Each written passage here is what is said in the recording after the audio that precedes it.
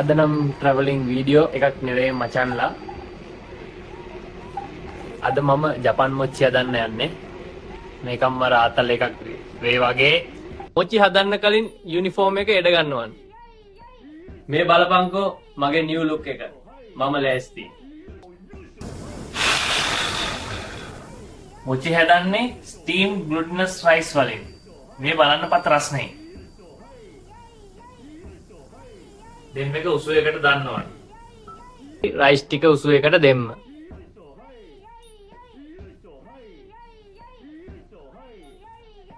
මේ රයිස් එක කාලේ නම බෑන්ඩෙන් තමයි ෆන් එක පටන් ගන්නෙ.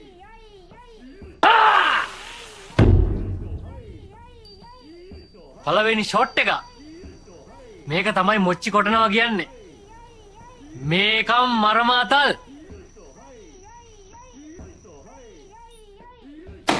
එයා මොච්චි එක පෙරලනවා මම තලනවා.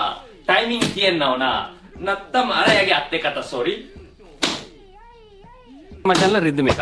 මොච්චි ඒකම් තව ටික. පත්ත අමාරු වැඩක් මහන්සි.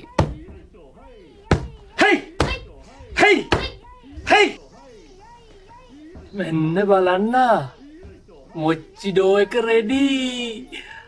හරිම ස්මූත් ඉලාස්ටික් වේජ්. දැන් මේක එළියට ගන්නවා. තමයි මොච්චි එකේ හදේ හදන්නේ. මේක පත්තේට අලෙනවා බං. පිට ටිකක් දාගත්තා දැන් ෂිප්.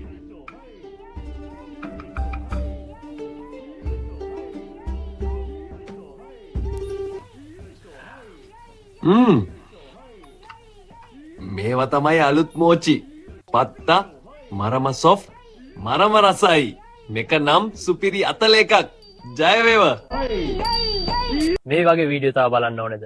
එහෙනම් ෆොලෝ කරාලා, ෂෙයා කරාලා, ලයික් කරාලා සපෝට් එකක් දෙන්න. එහෙනම් අලුත් වීඩියෝ එකකින් හමු වෙමු. ජය